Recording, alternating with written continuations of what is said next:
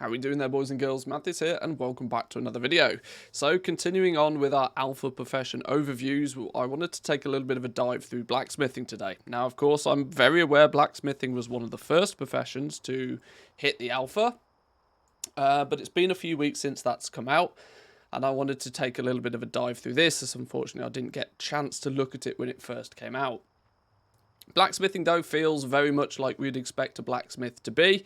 We're crafting a bunch of armor, we're going to craft a bunch of weapons, and we make a few intermediate products like we do. There's nothing quite like the Shadowghast ingot, but there is some few similar options. We have the Bloody Alloy, the Frostfire Alloy, and the Primal Molten Alloy. There is some intermediate items that we can create, and as a blacksmith, we can even spec into making these at a higher quality. Maybe even carving out a little bit of an opportunity for us blacksmiths to sell some of our smelted wares to those that haven't had the ability to specialize into them yet. So there's going to be some good sharing of materials, I think. You're not necessarily going to be only crafting these for your own purposes. If you can push the quality of these up, you might be able to sell some as well. What I really am quite liking the look of with blacksmithing this time around is the fact that it's going back to the roots of the profession. We're making a lot of armor, and more importantly to me, more than anything else, we're back to making weapons. This is really good for me. Shadowlands felt really odd, as blacksmiths basically could make a basic leveling weapon, and that was about it. It's really nice to now see that blacksmiths are going to be responsible for some pretty reasonable, pretty beefy weapons, not just for whilst you're leveling. You've got your regular default leveling weapons, but you've also got some end game weapons as well. You've also then got like some real interesting black dragon seared, like really high end stuff kicking off here. Which of course you can throw some secondary stats onto it once you specialize. You can add some embellishments, which are optional agents like what we've seen in Shadowlands up to date. But they're going back to the roots, which is really nice. Of course, like what we've seen with other professions, we are going to be making a bunch of profession tools, not just for ourselves, but we're also going to be able to sell those to other crafters. You can see once again, there's basically two tiers of crafting equipment. There's the basic tier 1 stuff, which is usually bind on equip. So there's a good chance this will be part of your TSM groups. Keep one of these crafted, keep one of these listed on the auction house. Obviously do your best to craft it at the highest quality possible, giving those other crafters as many boosts to their stats as can be. And then there's the tier 2 stuff. The tier 2 stuff is bind on pickup.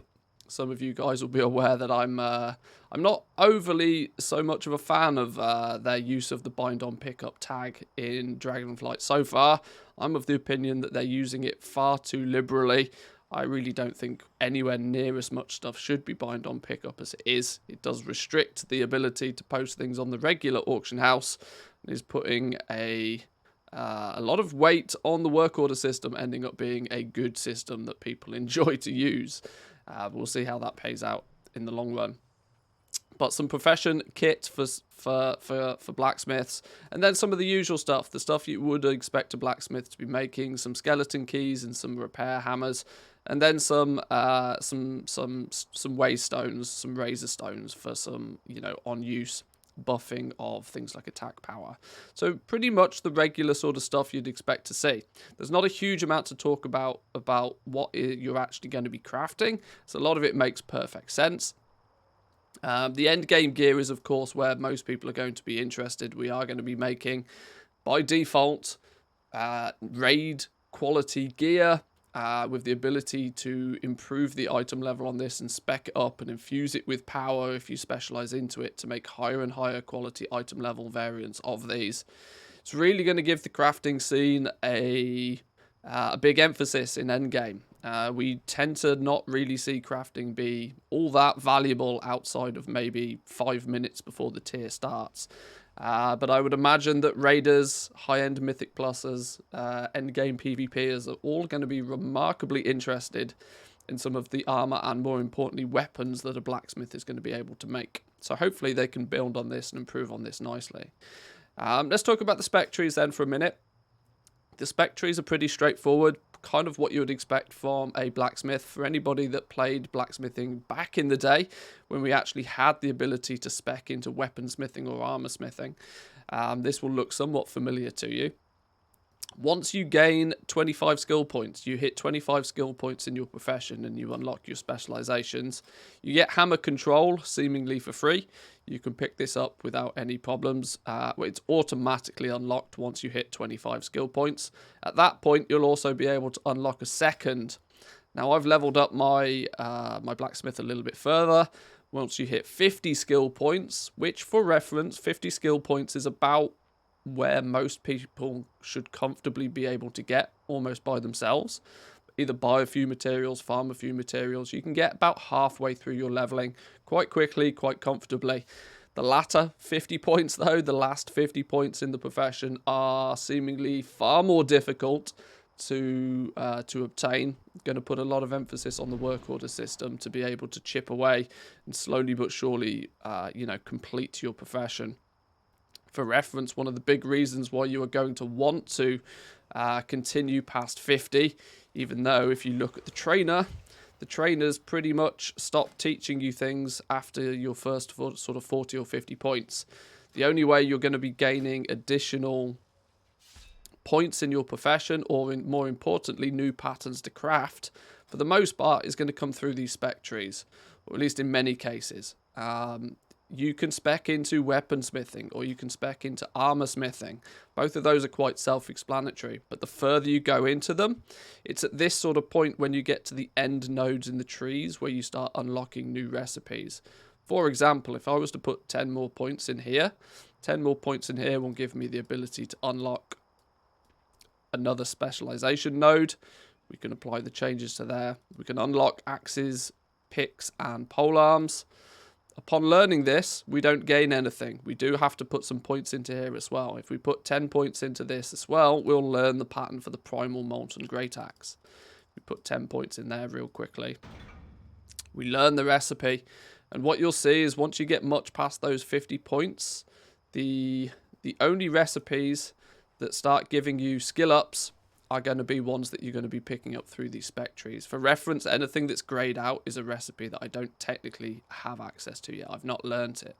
So the only ones that I've learned through the trainer, and now at a point the only ones that are going to give me these skill ups are going to be ones I get through the spec trees. So this is going to slow you down remarkably. You're going to be aggressively slowed down once you hit sort of 50 or so points, and you're going to need to hopefully be fulfilling as many work orders as you can possible to chip away at this.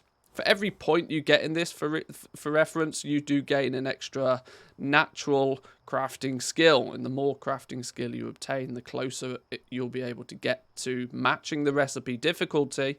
And it's when you can match that recipe difficulty, you can craft at the very top quality. You can see a primal molten great axe. By default, a tier 1 quality is item level 393. That can go all the way up to item level 403, the more you're able to increase your quality of craft. So yes, you want to do everything you can to gain as many skill points as you possibly can. So working your way up to 100 out of 100 is going to be a prime number one thing to be doing on your list. You're going to be wanting to run around and collect as much tower knowledge as possible each and every day so you can spec into as many different things as possible, because there's quite a few recipes that are locked away in the spec trees as well. And of course, there's the likelihood, not that we have too much details on it all just yet, but there's also going to be lots of patterns that are presumably going to require you to run around and collect from the open world as well. We've seen a sneak preview already of some of the renown trees, or sort of Blizzard's new implementation of reputations. Instead of grinding a reputation in the traditional form, you'll have a mini renown path that you can work through with any given faction, and along those renown paths are quite frequently profession recipes. So there's plenty of stuff to keep yourself busy, that's for sure. Plenty of stuff indeed. Talk about speciality smithing just for a minute or two, because armor smithing and weaponsmithing are pretty self-explanatory. But the speciality smithing is like what we mentioned earlier. It gives you the ability to just become better at smelting.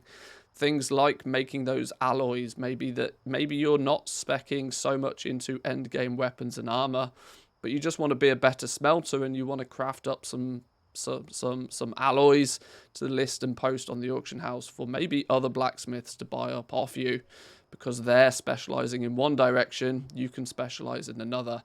And hopefully it will create a scenario, at least for some period in time, where everybody helps each other out.